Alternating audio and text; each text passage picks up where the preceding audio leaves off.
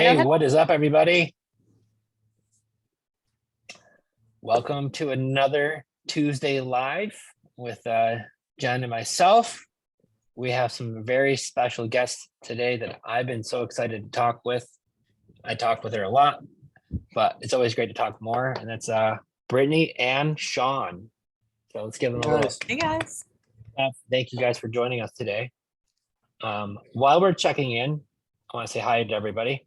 If you have any questions for myself, for Jen, Brittany, or Sean, please drop those down in the comments. Don't just scream them out, although I know you're tempted to. But we will make sure that we answer those questions at the end. So please stay tuned. And if you are watching this now, it will be recorded and will be uploaded to YouTube within a day or so. So if you don't catch all of it, you can watch the rewind there, Creative Finance Playbook on YouTube. So, and I have to just butt in here and say that, obviously we connected with Brittany a couple years ago at this point, and the very first time we were able to meet both her and Sean together, they weren't even in the same house. I think you were off working and on job site, and Britt was like, I just want to learn. We really have this goal. I want to get there. And so it honestly gives me goosebumps to be able to see the two of you together sitting side by side. And I can't wait for you to share your journey with everybody here, because you did it, guys. So thank you again for coming on today. Welcome. Thanks for having us. I miss talking to you guys all the time. I know. Withdrawals. I know. I used to talk to you more than like my children.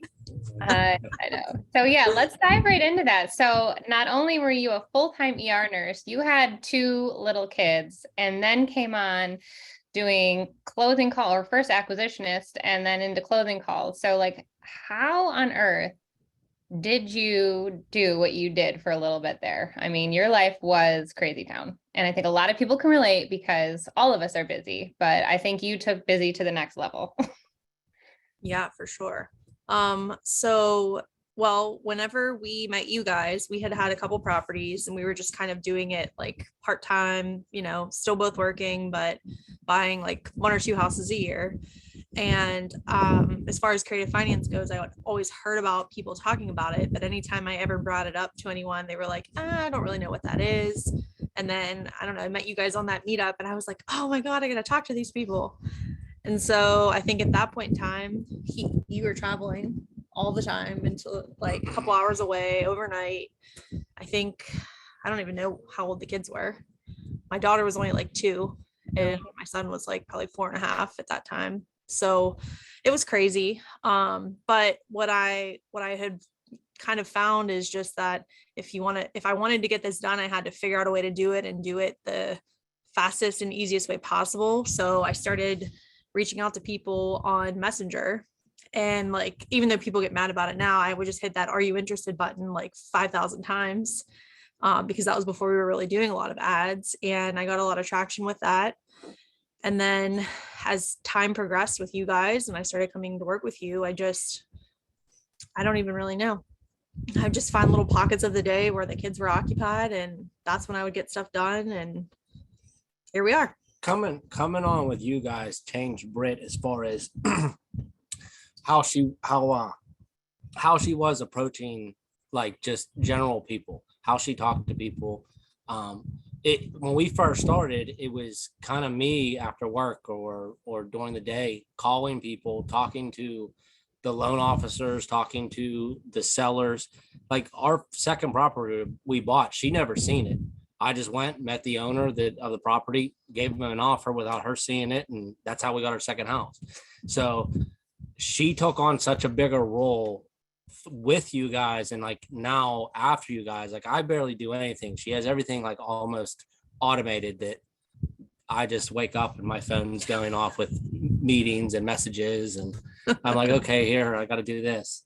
So you guys really did like kind of break her out of her shell, got her talking to people.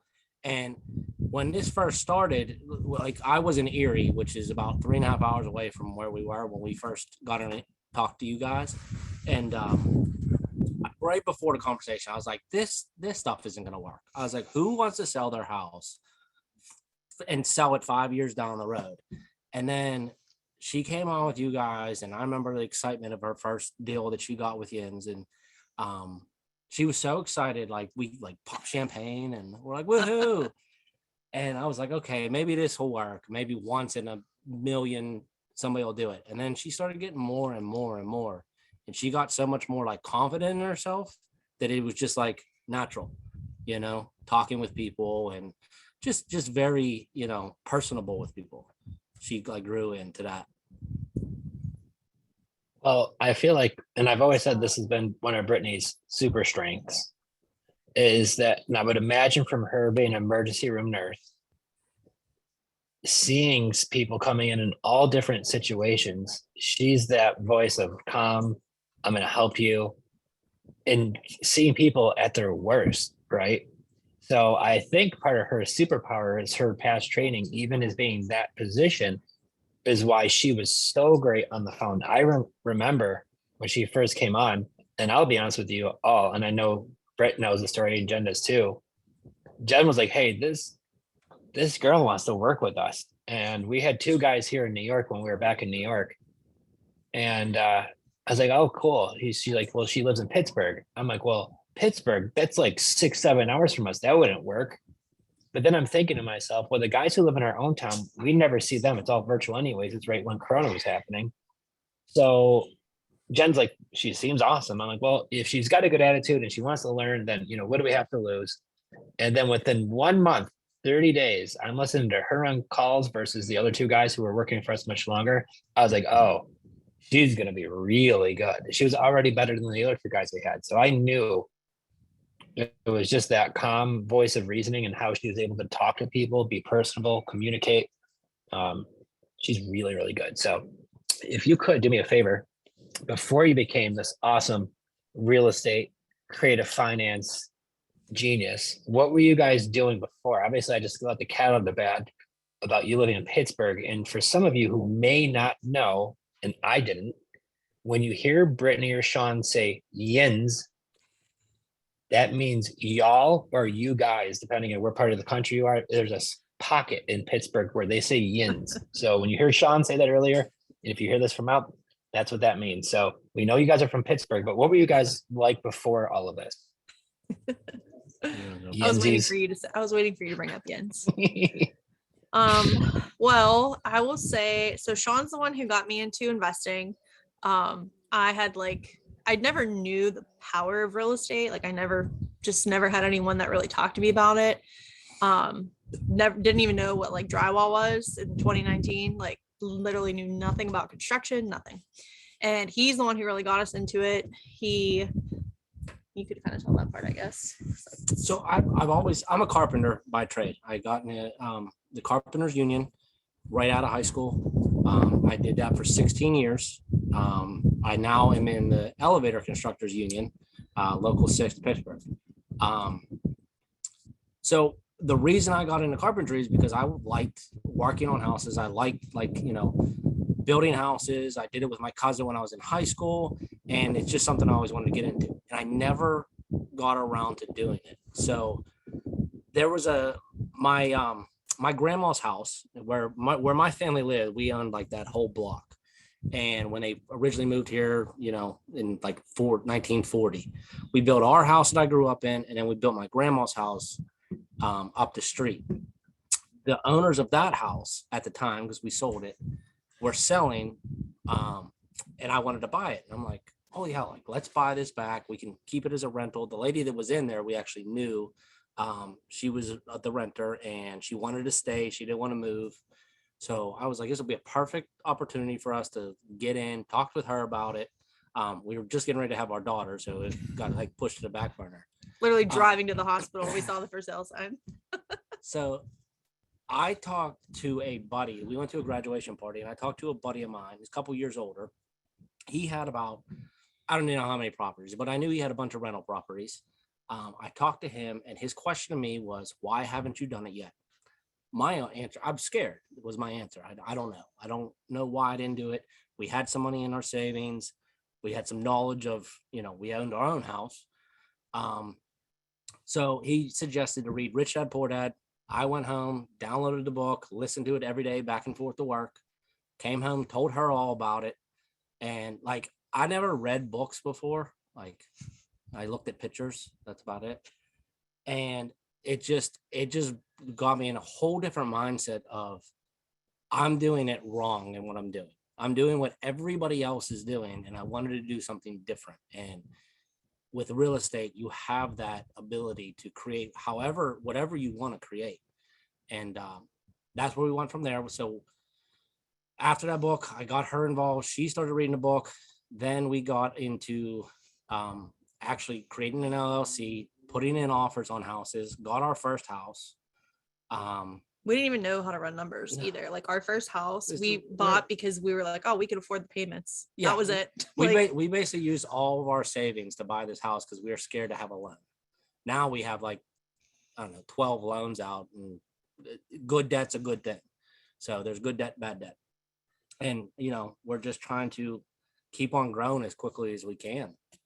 And with seller financing, it's opened up like a whole new world on, you don't even need your own money to do this, and you can build very quickly. I think too, like the fun part for me now, and this is something that Joe, you like embedded in my brain forever and really gave me the confidence to do this, is just when I talk to sellers now, I think they always expect someone like us, like an investor, to come in and just give them a straight lowball offer. And like when I go meet with people, I say, I'm going to give you some options. And just the like saying, like the fact that I can give you options of, well, here, I can pay more money doing it this way, or I can do this really quickly and get you a bunch of money up front. And just being able to give them all those different ways of doing it, they like that because they know, I'm not just coming in, throwing some lowball offer at them and calling it a day like everyone else. And I think that that's the part that makes us stand out a little bit more when we're talking with people. Well, and that's having all the leverage right there, because I'm working a lot of deals right now where the seller is getting low cash offers on their property. And I'm like, yeah, you're gonna make another $100,000 more if we do the deal. Mhm. And, obviously this is her retirement is this property that she's selling. So it's that $100,000 is a big swing. And if you're able to do it this way, you're gonna net considerably more than if you were to take that cash offer. But I could write a check for cash too, if you like. It's whatever is, better for you. So having that choice to be able to offer either way is great. Yeah. And you're helping them solve their problem too. Like some people have different problems and getting all their cash up front doesn't always solve it. So being able to listen to people and really like think about what would be in their best interests right now, and then giving them an offer that suits that isn't always just here's some cash, throw your problem in the garbage kind of thing. So we're doing a wholesale deal right now that's actually cash, it's not creative, but the seller keeps texting me and she's like, is this really happening? Like, you really found someone to buy my house? Because I told her up front, I was like, I'm not buying it. And she's just like, I can't believe it. And we're working with another wholesaler, we're partnering with them, and we're profiting like $6,000 on it. So it's like, she's just so thankful that we helped solve this problem she didn't want to deal with. She hasn't had to go back to the house. And it was just me listening to that problem, and we didn't want to buy the house, and we found her a solution. Right. So that's the benefit of having creative, is you could either do higher prices and you still know those cash numbers too. So it's just adding another tool to your tool belt, is what's the difference. And like what Sean was saying earlier, if you're looking to accumulate properties too, because I know we all are, this is such a fast, easier way to doing it than going to the bank. I'm working on a seller right now here in Florida, which I would love to get this because the interest rate on their loan is like 2, and I think it's 2.5%. And so I'm talking to the realtor because it's currently listed, and I'm explaining to them, yeah, I'm going to pay way more than everybody else would, and I'm even cover all the closing costs, and I'll get you paid too. And the reason why I could do that is if I'm able to take over their old mortgage at 2%, I'll make out in the long run, and I'm happy with that. So now she's having she already talked to the seller, and the seller's like, cool, write it and let me take a look at it. I just got that done today. So, it's having that ability to where that low cash offer does not work in those scenarios. Yeah. So when you first came on, was this something that was easy for you to learn? What was the learning curve like for you? I think wrapping my head around paying more money and why. Like, I mean, it makes total sense to me now, but that was one thing. And then I had no idea that you could actually take over someone's mortgage payments. Like I knew seller financing is when you make the seller payments, but learning about the subject to and the wrap and just all those different things, like I didn't even know that was a thing at all. And I think that's what scares a lot of people is the same thing. They don't know they could do that. And Britt was always, she was like always so intrigued. She's like, oh, Joe came up with another way that we're going to buy this property that I've never even heard of. So I was like, well, he knows what he's doing. I mean, it's what you did financing with the car dealership. And I was like, he's trying to get the best deal for everybody. I was like, he's got to figure it out somehow, right? Yeah. Well, and that's what helped me. Obviously, Brittany had her ability from her past job to help her here. And I always figure like everybody does. Like obviously with you, Sean, carpentry. Yeah. Like obviously that translates very well into what you're doing. Although we want to get you on one of those pretty houses where your skills aren't needed to do anything like that. By buying these houses with seller financing versus the fix and flips, right? Which those are still great too, but you know, with these creative finance deals and these terms deals, they're usually really nice houses. Sometimes they need a little something, but they're usually not the full-fledged junkers, right? But even with my past ability in the car business, you know, you're learning finance, so you're learning how to structure deals, interest rates, monthly payments, prices, term length, which all translates right into real estate. It's all the same thing. It's just in a house versus a car, right? So how long did it take you, Britt, to knock down your first deal with these creative finance after you came on board? I feel like we had one in like the first month. We did actually, but it never ended up going through. Yeah. It was I in the remember VA. Yep. Yeah, we had I- one within like a couple weeks. I found it on Facebook, and I think we were just getting started in the motions of like you guys going into PA and finding a new attorney there, and Just just an attorney issue. Yeah. yeah, it was something along those lines. And I think That's once we right, that was actually the ended up attorney. getting to the closer to the closing table, the seller got a little worried. And I remember having the conversation, you know, and you know, I still use this, what you said, Joe, is just, you know, we'd rather end on good terms as friends. And you don't ever want, you know, like you have a contract, but you don't ever want someone to be put in a position where they don't feel comfortable moving forward. And this, you know, whatever issues or delays that we ended up having, she just wasn't comfortable anymore. And, you know, we just had to call it quits. But that was a huge learning process for me because I can't remember if she had a mortgage or I think she did. Yeah, we were taking over her mortgage and that's where she was getting concerned. But, you know, once we got through that one, I learned a lot and then we just kept moving on to the next one. And I have to give you kudos because that's where a lot of people would throw in the towel, right? You just put in all that work, all that time, you got down to the finish line, like it should have closed, but it didn't. And then that's where people stop and they give up and they leave the team, they just forget about it and they go back to doing what's normal. And so, you know, because you stayed, it wasn't that long after that we had multiple go down the road and, you know, close those successfully with creative ways. So, and I think that is important. Thank you for bringing that up because you never want to do a deal with somebody and have them feel uncomfortable, especially if you're taking over their mortgage payments, you know, and Joe, you always eloquently put it to the seller and it either calms them or we part ways. Well, and that's the point. I would rather keep it a great deal for everybody and everybody feels great about moving forward. And if it doesn't, I don't want to buy the house. Because there's so many sellers out there who really need our help. And once you crack that code of how to get leads and how to move through the process, there's no one deal that's worth your sanity. Exactly. And it made And me some of these learn people too drive to you be- nuts. Yeah, it made me learn to be very transparent with people. I think a lot of investors sometimes they just don't want to share everything. And like, I try to be very upfront with people. Like, here's exactly what we can do for you. If you don't like this option, that's totally fine, but this is how it's going to happen. And I think people respect that you're truthful with them and you tell them if this doesn't work for you, then that's fine. Like, just let me know and, you know, we'll all go about our day. Well, if you just listen to the first deal you just talked about, that wholesale deal that you're doing right now, you told the seller, we're not buying your house. Mm-hmm. Yep, I was very upfront with her.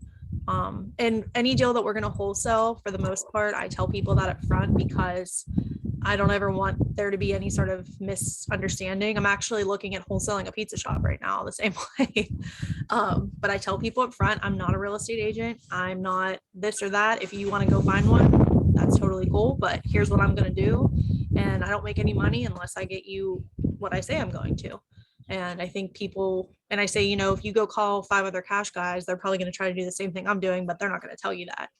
And so I give them advice. I'm like, hey, like if you want to talk to another cash person that's giving you a better offer, that's great, but keep an eye out for this. Make sure that they show you their proof of funds. Make sure they do this, because you don't want to think you're getting to the closing line and then they disappear, which so many people tell me happen. So I think just being honest with people, you know, that makes you have a good reputation, and you know, goes a long way. Good karma. And Sean's not gonna be flipping pizza, so you can't buy that yourself. no. So Oh, you never know. Tegan really likes pizza. So I might be out there. So I But want to no, hear a little bit about that. Like, how is their dynamic a little bit? And I want to get into the family structure, because that's huge for us, like involving the kids. But like, tell me, what does a day look like right now, Brittany and Sean working together? So I just recently quit my job in January. It was I just couldn't take it anymore. I couldn't take being around people who are constantly telling me, that don't have a mindset where you can grow your own way. You don't have to do a 9 to 5 for the next 40 years and then collect half of what you were making. And I was in that realm for a long time. So I left. So I'm still trying to figure out where I fit in this whole system, because we're closing a deal right now that I just went and got the permit for, the building permit. So I'll be more hands-on starting probably tomorrow, going over there, starting to get the carpets out, all the garbage out, to get ready for, we hired a contractor to come in and do this one because it's a pretty substantial rehab. But that's where I'm going to be utilizing my time, is mostly over there. When our son Tristan gets home from school, he'll come over with me and I pay him and I make sure that he's learning stuff so that he doesn't end up going the same route that I did. Do the 9 to 5. This is all going to be passed on to them. So I want him to know early what he's getting into, how to fix things. So he's always around with me doing little projects, whether it be a toilet, flooring, drywall, whatever it is. Yeah. And I would say too, like when we started, you know, now, I mean, we're figuring out what the day in the life looks like now that we're both home. But for those who are not to that point yet, a day in the life before, you know, having Sean home when I was still working and the kids were really little. Like when we started doing this, my daughter was just a newborn, you know, she was an infant. My son was 2.5. And it was like total chaos. Like we had that little pack and play thing, and I brought every toy under the sun, and that's when we did everything ourselves. Like we'd go to the houses, I'd find every toy I could to entertain the kids, whatever snacks they wanted. You know, there was always goldfish trails all throughout the houses. But we brought the kids with us as much as we could, or, you know, as much as we had to, because that all, you know, started when COVID happened too. We couldn't take them anywhere. We didn't want to take them to our parents because they were older and we didn't want them to get sick. And, you know, it was really tough for a while. Yeah, I was basically working on properties by myself, like calling anybody, and anybody that would answer their phone and begging them just to come and help me for an hour, just because something was too heavy, or just somebody to talk to for, you know. Yeah, our kids would come home covered in paint. They would like be licking the walls while it's all wet and stuff, and it was chaos. But you know, you have to kind of be involved really in depthly when you're first starting, I think. And then as you grow, you slowly start to hire a little bit of more stuff out and a little bit of more things out. And now we're getting into really, you know, getting the right people on our team. I see my wonderful bookkeeper is here, Leandris. She's freaking amazing. I couldn't live without her. But anyways, you know, I hired a virtual assistant. Sean's now hiring contractors, and he does some of the work himself, but not everything. So it's getting to the point where, you know, you can't hire everything out at once. You got to be involved a little bit, but then as you grow, you slowly start to delegate those things out and only use your time for things that are really going to make you money. Yeah. So like with hiring a contractor, if I'm not hiring a contractor, I'm doing all the work myself. If she finds another property, I'm stuck on property 1, and until I'm done with property 1, I can't go to 2. Hiring a contractor, even if it's just small things, getting that done so I can get to 2. So now we have 2 properties going at the same time. That's growing and growing quicker. We go and talk to people that are like, they're full rehab from, they buy the house, they work on it all year. They go to the bank and they go, woohoo, we got a bunch of money. But you not wasted. You took a long time getting that property done when you could have hired somebody, paid them, and had 3 or 4 more properties down the line that's growing wealth for you and wealth for your family. Spot on. And that's the challenge why doing some of these big renovations and you're just taking so much time away from everything else. You get to a point where you're like, okay, it is time to bring some help on and to help, especially on those jobs. And to where now, I'll be honest with you, I don't even like doing them. There was one that we looked at here in Florida. Look at Jen, I took her to the property and it would have been like a 4-month job and we would have been able to make great money on the deal, but just the time it would have taken for those 4 months, how many other deals have we would have made in that same amount of time? Because I know with this job, it's a big one and it would took me, I would have been over there all the time. And, when I think of that time versus, was it costing me versus what am I making? You get to a point. So I'm very happy for you. And when I heard you more supervising these rehabs, it's much better use of your time because there'll be times where Brittany will send you off somewhere else to go look at another deal or something, right? You might be looking at more pizza shops or a car wash. Who knows what you're going to be digging into. Every week's going to be different. Welcome to being a full-time real estate investor. Yeah, it's fun. It's a change for sure. Yeah, we wanted to strangle each other the first couple weeks. And for anybody, yeah, for anybody that is on that cusp of, I want to quit my job and do this, there's never a right time, because she had a wholesale deal or actually a hotel. It was a house we closed on, and we were going to do a rent to own, and we got a full cash offer, so we took it. But we were waiting on the close on that, and like there was delays. And she was like, can you please just wait until we close this so we have some money? And I was like, F it, I'm out today. I can't do this anymore. I need to like figure something else out. So that's what I did. And I picked a couple like small jobs here and there for family and friends, and made a couple $100, just for something to do. But now we're slowly starting to get into a rhythm. Like I said, I wake up and I just have a plethora of stuff that Britt has me ready to go do. So Yeah, we definitely have gotten momentum. The first month was really like just kind of figuring out how do we, like, I was so used to having to do so much because he worked so much. And like, for me, I have to learn now to let go a little bit and let him take responsibility. So that was hard for me. And then sometimes I could be a little pushy. So, we're learning how to get into a rhythm. And now I think we do have one. So take some time though. I Communicate. wasn't laughing at you. I was just laughing. We do Zoom meetings in different rooms because it's a little less. So we don't yell at each other. Well, it's like when you saw that there was something on the internet I saw where there's 2 dogs. There's like a fence in between and they're barking at each other and the fence opens up and they're both like, yeah. So sometimes, maybe. So sometimes it's good to have that little bit of separation. That's why Jen's at home office right now, and I'm at the office in downtown Florida. Nice. We get it. We also need to split up sometimes, divide and conquer kids and all the other things too. So Mhm. part of having you both home is, you guys have young kids. How old are both your kids?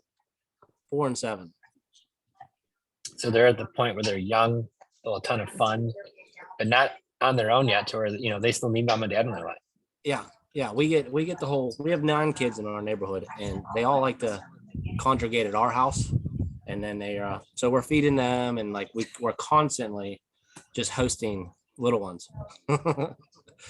So, which is good. Isn't that what you want, right? You want your house to be the place where the kids come hang out. They feel safe here, and they all they're all older, and ours are the youngest, so they all get along, they all have fun. If they get out of line, we obviously discipline them a little bit, but no, everybody gets along up here pretty good, so it's a nice thing. That's awesome. Great to be home for that. They do grow up really quickly, and so to be able to be such a big part. I know that was the biggest thing for Joe. Took a pandemic for him to come home, but he did make it home. And just I can't ever imagine going back to everybody not seeing each other all the time.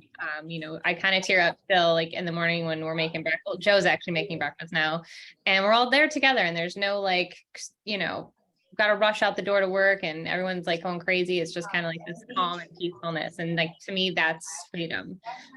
And that really means so much. So Yeah, it I'm really does. so happy to hear that it's, going well for you. And yeah, you got to figure out whose butt belongs in what seat, no matter who's on your team, especially if it's a spouse, you got to figure out what your role is, and then to let the person do their role and trust that they're doing it. And then I know we still have, Sunday meetings where we kind of just start chatting about what the week to come. Do you guys have any sort of like formal setup like that as far as like check-ins or like systems and processes? How are you structuring like as you're continuing to grow? We tried doing like a morning meeting thing for a couple weeks, but it was like every day it was supposed to happen. Like someone was sick, someone was something, and it just like it was very hard for us to keep a set day. So now I think like me and him wake up and have our coffee, and we're just kind of like, okay, like what do you have going on today? What do you have going on today? And now that we're getting ready to close, or we just closed on this house that needs a lot of work, we were actually just sitting here talking about like, what does it look like when you're working at the house? Like, how are we communicating with each other on what needs done, what's not done, aside from us just saying, hey, did you do this? Hey, did you do that? So we're working on making like a checklist of like, okay, pre-closing, we're doing this, post-closing, we're doing this. And, that way me and him can kind of communicate with checklists as opposed to, because you forget, like you tell each other things, you forget, or it's just very easy to miss stuff. She's very much so is putting everything like in our apps. So I look at it. I'm more pen and paper, write it down if I physically can see it and carry it around with me. It's just the two different ways on we do stuff. Like I go to Home Depot with a list of stuff that I need to get, because if I don't write it down, I'm going to forget it and have to run back there and waste my time. Whereas she would just order everything on the app and just go and pick it up. And I'd be like, well, I like to browse too. So it's different. I get it. Yeah, he's the shopper. I'm not. I'm like, give me the app. Let me order that thing and let's go. Well, you're efficient. You had to really learn to just like you said, work in those little cracks and how do I get the most done most efficiently? But there is a time and place to certainly browse. And I'm a pen and paper girl. I still, everywhere I go, it's there. That's what I like. I lose the pen and paper. Well, I'm also, there's new products that come out and I'm trying to learn easier ways to do stuff faster. So if there's a new drill or a new, tool that is going to make my life easier, I'm buying it. It is what it is. She doesn't like it. Well, there's I like your attitude, Sean. Yeah. Well, we're Need getting to keep batteries as it makes it look easier. we're getting some really great questions. So let's get back to some of the deals here. So what price ranges are you usually working with in your area? Because I know obviously people are all over the country. So price points up there in PA. Well, people will be pretty shocked about this because I know it's definitely not like this anywhere. Most of our houses that we buy are probably somewhere between 30 to like 60, 70,000. And all in, even after repairs and stuff, we're probably all in between 60 to 80,000. So, the average house, probably like middle to high income house is probably like $250,000 here. So most rentals are 100,000 or less, which is nice for us because we can get them pretty cheap. And, even as far as buying with cash, if we can't get creative, we don't need like a massive amount of money to get into a deal, which is nice. So with the numbers, Pittsburgh is a very blue collar city. The city limits and outside, we have, US Steel's here. We have the UPMC with all the nurses, and there's a very blue collar neighborhood here. So we are, buying in those areas for people who live and work locally. So the mill shutting down, back in the 80s, there is a lot of towns that got abandoned with that, which opens up places where people, have left homes to almost ruins. You can get good deals there because there are still good neighborhoods within those little boroughs and towns and everything. That's why our numbers are what they are. Yeah. And we buy in a lot of areas that if you Google them or watch the news, people will tell you like you're going to get murdered the second you step into it. But it's where we grew up. So we know, yeah, there are still neighborhoods in that city that will happen to you, but there's also a lot of neighborhoods that it won't. And because we have that knowledge, we're able to negotiate good deals in those neighborhoods. Awesome. That's great advice too, because I feel like so many people hear, oh, we should go invest here. But if you don't know the details like that, you could get yourself into a little bit of a pickle. But like you said, if you know the area, or at least do the research, then that's really great. So talk about your strategies too. Is it mainly flipping, wholesaling, or are you also doing rent to own? What's your main focus? To this point, we've pretty much been rentals. We use the BRRRR method for a lot of stuff because we were able to get really good numbers on them, but obviously interest rates affect that a lot. So we do a little bit of wholesaling. It's mainly if we get a lead that we just really don't want to keep, we'll wholesale, but it's not something we actively look to do. And then we're looking at possibly getting into some flipping. We've had a couple deals come across that would make a little bit more sense to flip than to rent, but we haven't actually done one other than the one that we just did, that like wholesale, because we really didn't do anything to it. We just listed it as a rent to own, and another investor gave us a cash offer double what we paid for it, which was pretty cool. But we actually have a creative deal that we just got under contract that's in a really nice school district. And we have a 0% interest rate on it for 6 years. And we're going to do a rent to own on that one. Yeah. Nice. Get it, girl. And I'll tell you, some of those deals that even if it's not a terribly long term, you can still build up equity so quickly because of that 0%. So great job. Thank you. Sean, you got a good one. She knows the deal. She does. Yeah. You And I guys wanted taught her to- well. You did. But you, with the support system, you guys are, definitely a team, and it's showing for sure. And I know that because you're posting on social media, which leads me to, where are you finding your deals? Where are your leads coming from? Some little bird told me to share my life on social media, and I didn't want Bird. to for a long time, but I'm not going to mention any names, Jen. But yeah, we decided it was time, and I never liked sharing my life. I don't know, I'm just private, and it just was very intimidating to do that to me. And Jen, you were in my ear all the time, like, you got to share, you got to share, you got to share. And I remember we went away one weekend, like over the summer, and me and him were talking, and he was just like, I can't do this anymore. I can't work anymore. Like, I got to get out of here, and I need you to make it happen and help, get us bumping up more. And I was like, all right, like, that's my mission. Like, if I want to get deals, I gotta start sharing more. A part of that conversation, we went to her family's like we went to a winery, put the kids off in the corner somewhere and let them play with our phones, and had like a full-on conversation on like what was going on. She was like, I need you for this, I need you for this. And at the time I just started this new job, and I was like, Brittany, I need you to do it. I don't have time to overanalyze everything that you're already doing.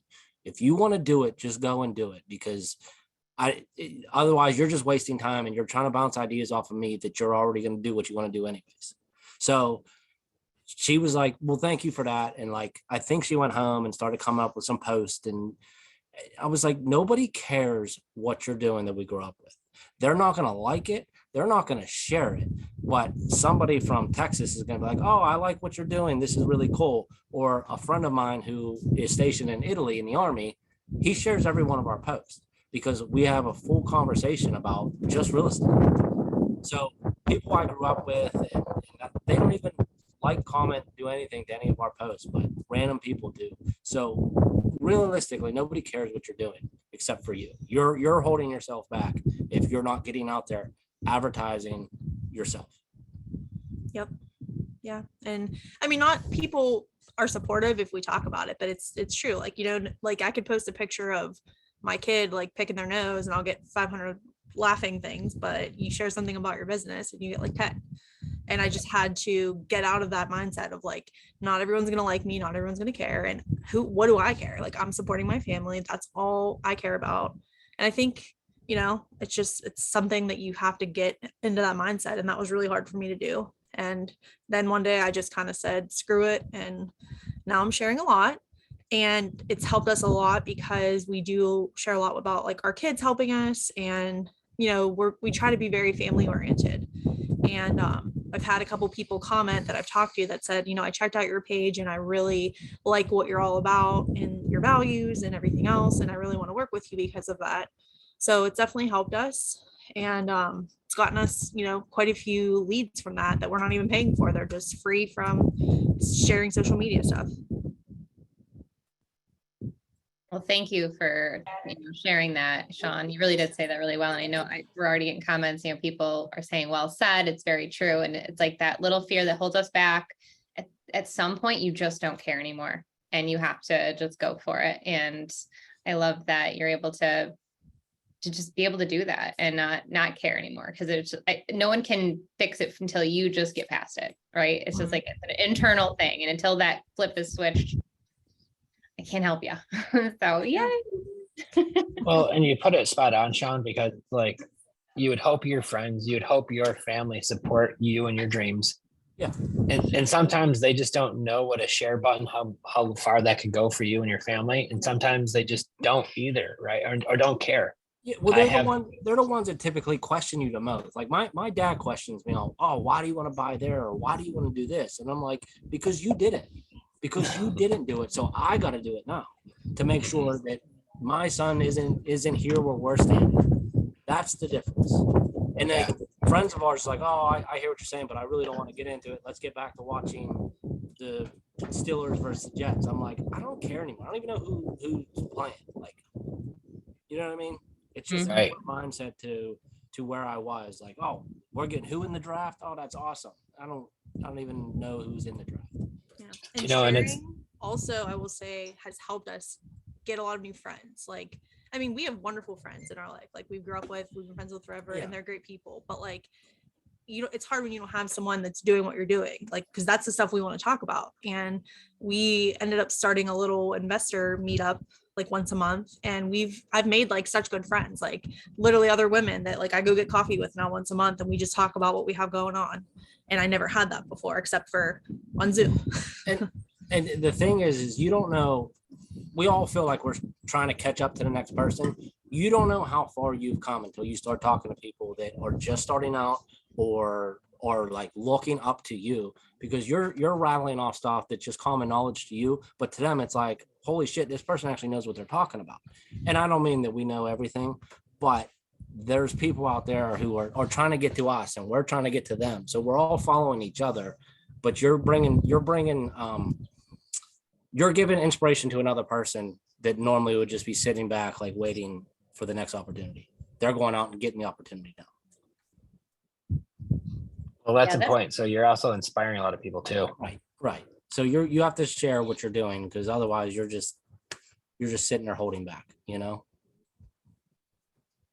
Absolutely. And if you don't have a local meetup, I'm getting the sense of then we need to make one. Right. And to be honest, that's my favorite day of the month, is because I'm going with like-minded people who we're going to rattle off ideas with each other. And it's just exciting. It's exciting to talk about like what I learned or what deals we negotiated that month. It's fun. Everybody has something to contribute in some way or another. Yeah. And it's nice. It's nice that it keeps on growing every month. We get a couple more people. We're starting to have speakers now. So anybody out there that either, if you don't go to one, start one. And you might get 2 people to come, but you're going to have people there that are going to inspire you to do new things and may have an idea that you give them an idea, whatever have you. I mean, it helps a lot for sure. Or also be careful what you ask for too, because one of my friends started one here in Tampa and he had like 70, 80 people show up to the very first one. And if you got to get a place that's accommodating too, because we're still trying to find one of those. Well, out in the summertime, I mean, you could have outdoor things in a park or things like that, which would be a lot easier too. In the wintertime up north, yins get too cold. That's it. Waiting for my spot to put that in there and it worked. So now moving forward, what are your goals for this year? Our January 2023 was 23 doors in 2023. So little like 2 a Quarter of the month. way. And that could very much grow, but that was just kind of what we went with. And right now, we have 4 either under contract. Well, one we just closed, so 3 more under contract. So we started off a little slow, but now we have momentum and we're working on going and seeing more this week. We have offers out, so it's definitely getting more consistent. Awesome. Marketing plans for this year? So that's kind of an interesting one. So I've been looking at all kinds of different methods. Our deals are very much local. We don't really go too far out of where we live. We're outside of Pittsburgh. We don't actually invest in the city.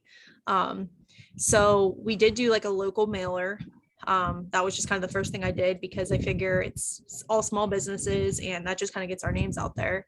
And we were looking into, do we want to start doing ads? And as we were starting to do this, I ended up connecting with a couple wholesalers who don't know a lot about creative finance and are getting a lot of deals in my area, but don't have a lot of buyers. And so they took the time to kind of talk with us and say, what areas are you guys looking in? Like, what's your buy box? What's this and that? And so now every deal they get that's in my area, they call me first. So it's kind of like, I'm getting pretty consistent deals with them that I don't even really need to do networking. And they let me go see the house first and give them our price. And if they can get close to our price with the seller, we get kind of like first dibs on it. That's actually how I did this creative deal because they weren't doing any sort of creative financing. And I was like, why not? And they were like, I don't know. We just never really knew too much about it. And they sent me this house and they were like, what are your thoughts on it? She won't go any lower on cash. Like, I have nothing else I can do with it. And I said, would you guys be comfortable with me talking with her, with you on the phone? And, if I can negotiate something, we'll work out a deal. And after a couple of times of asking them, they finally were like, all right, let's try it. And it was like, if you could not ask for a more perfect closing call for seller financing, then that one went. And so I negotiated my terms with the seller. I agreed to pay them like a release fee for the lead. And now we're actually setting up a meeting in the next couple of weeks that I might do occasional, acquisition deals with them for stuff that would be either creative or just kind of helping them out on deals in my area since I'm going to see them anyways. So not doing a ton of advertising, but we did get some like door hangers and it just has our company info on it. It has like a QR code they can scan that takes them to our website and our social medias. And when we're out driving around or working on one of our houses, I'm gonna pick all the neighborhood kids up and we're just gonna do a whole neighborhood. yeah, And they're we're gonna just write doing their some little door name on it. hanging. And if somebody calls me from that, they're gonna get $100. Love it. So that's where we're at with marketing right now. I don't really know. Well, it But sounds like you're doing what works for you and you're doing it. And I think that's the most important part is if you don't have leads, you don't have a business, but so many people get stuck in, I don't even know where to start. It's the one that you're going to consistently do. So whether it's Facebook or it's door hangers or it's connecting with wholesalers, it's just keeping up with it and keeping consistent. oh, and the one also, I thing forgot to too- say, we're doing the Facebook post too thing. Anyone looking to sell a house, my VA, so I have like a duplicate Facebook page that her and I share, and she's been posting that into groups, and we've gotten a couple leads from that as well. Awesome. Bravo. And what I was going to say is tonight we are having our first kickoff of our private mastermind group. I know Sean's golf night, so you won't be there. It's cool. Tuesday I don't blame nights, you. leave me alone. But it's only the one Tuesday of every month. It's the second Tuesday every month. We're meeting for our private mastermind, and tonight we're going to have hot seats where we're going to talk about what are your needs and wants and things like that. So Brittany, please come with them. I'm sure you're going to. But the thing that we're going to really touch on too is going to be a lot of marketing and how to find these deals right now, because I know that's been a hot topic. So I'm looking forward to go over that too, because it's way more than just Facebook ads. And right now, there's been a few things that we've been doing that seem to be getting a lot of great responses. I'm talking on a deal today here in Florida that, I'd love to make it work. So looking forward to going over that tonight too. And I know a bunch of you guys who are in this Zoom are part of the mastermind tonight. So if you guys are listening to this and you're part of our private group, make sure you come with your needs and wants tonight, because we're going to put you all in the hot yins too, are going to be on the hot seat. Oh, that's And we're going to make sure we get some of this stuff, answered. So I'm really looking forward to that. So marketing is going to be one of your biggest things. I always say is you got to, Ron the Grand always taught me a long time ago, if you don't have leads come in, you don't have a business. So what you want to do is get consistent in leads. And I just talked to Juliana, who was one of our past students yesterday, how she did a mailer, who she scored 2 deals off this, 3, but one's not going through, but 2 of them are. And one she cleared $92,000 on. Awesome. It's amazing. And the other one, she's looking, she's like, oh, it's not going to be as big as the other one, but it's still going to be like 40 grand. I'm like, oh, That's somebody solid. yeah, Yeah. I guess that's not as good as the other one. I get it, but it's still amazing. So she went over some really cool things that she was doing too. So I'm gonna make sure I share that tonight as well. So we got some just really cool things. I'm excited, Me too. but it's about getting leads, and that's the name of the game. So we'll make sure we spend some time there. So well, great session with you guys today. I am so happy, and I know for sure success is, currently and in the future for you guys. So the goal of watching you guys, I'm so happy now. Brittany shares so much on social media. I could feel like I'm talking to her and seeing what's going on all the time. And you guys both do, right? And that's the name of the game. It's really just making yourself personal. And this is what I shared inside of our group today is I'm working a deal with a seller now who's got a condo in Massachusetts. Probably half of you already talked to her too. Because one of the ladies I talked to earlier, she's like, oh yeah, I'm working on a similar one. And I even told her the lady's name. She's like, yes, it's her. I'm like, yeah, everybody's talking the same lady. She's reaching out to anybody who's got social media marketing right now, saying she wants to sell this condo. But the difference is she feels comfortable working with us because she says that nobody else has stuff on social media. She's like, I go to one guy's page and she's like, I know I shouldn't think weird, but it's like, there's nothing on there, nothing at all. And then there's this other page I go to and he doesn't even say he buys real estate. There's like one picture of him. And so it's like what you put on social media really could be good or bad, right? And then, if you're up there doing like bong hits and keg stands and wiling out, like that's not going to look good, guys. So like you got to be mindful of what you're putting on your social media or not putting on there too. So if you buy houses, if you're a real estate investor, if you're looking to help people in their real estate issues, put that on your social media. Let them know who you are and what it is that you do. So when they go look you up, I always say, don't have to find, a detective to figure out what it is that you do. It should be pretty darn clear what it is you do. And if it's not, they're not going to trust you. They're gonna have a hard time trusting who you are. And that's why she's like, I keep seeing all this stuff, make it even more fun. And Britt, you'll know this. She's like, I went to Jen Buys Facebook page and she's like, yeah, your wife's the one that likes to cook. She keeps putting all those recipes on there all the time. And it's our VA posting all these recipes. There'll be like fish soup and all this weird stuff on there. Saturday, they post once a week. Oh my god. But either way, she knows that, right? And it's because that page is active, even with stuff like recipes. She's seeing that plus all the other stuff that we're putting in there. And it's just real content. So bravo to you guys, because I love what you're sharing now. And so if anybody wants to find you, can you just give a shout out like where we can connect, whether it's Instagram or Facebook? So our Facebook business page where we do share a lot and we get a lot of the leads is Trigan Home Buyers. It's TRIGAN. And then I share a lot about the investing side of things on Instagram. It's Brittany K_REI. And Sean is Mine's Sean Sean Krasneric. Krasneric. It's very simple. If you could spell Krasneric, good luck. Yeah. It's KRZNARIC. But she shares more and I more share her post. And if I share something on my Facebook, it's mostly just projects me and my son are working on. So where our business side is very much on her end. So if you're gonna check that out, check that out. Awesome. Well, I'm going to have it dropped in the show notes, so you don't have to worry about that, but we'll make sure you guys all have Brittany and Sean's information. And I know you guys are busy, so thank you for taking an hour of your day to come back and just share with us. I definitely want to get you back on here in 6 months to another year and just see how much more you've grown, really hear more about the roles that you've developed, and can't wait to see where this meetup goes, because I think you guys are really growing something cool there. So one last question, and then I'm gonna cut you guys loose. I can sit with you all day. I know you all got stuff to do, so do we.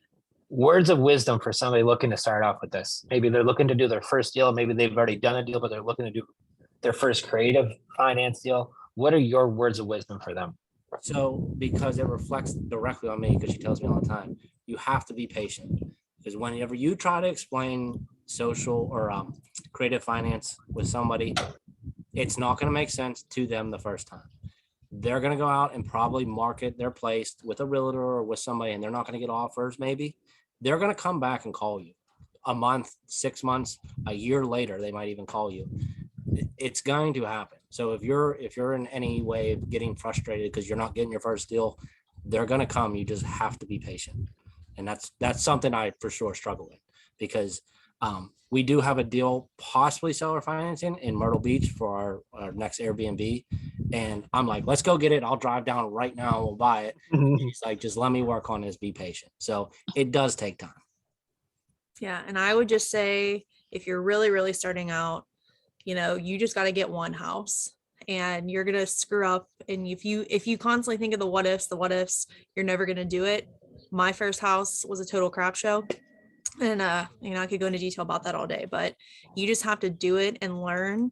And, if you're worried about losing something, like, figure out your worst case scenario. And if you can figure out a solution for the worst case scenario, which is probably not going to happen, everything else you'll figure out. So just get started and just take action. That's the hardest part. Nobody ever takes action. So just do something.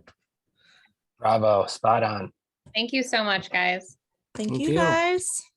Awesome. Thanks, Well, everyone. spot on as usual. Great seeing you both. And you're right. Take action. That's how you get things done. It's not sitting on the sidelines, getting in the game, and sometimes getting a little bit in there.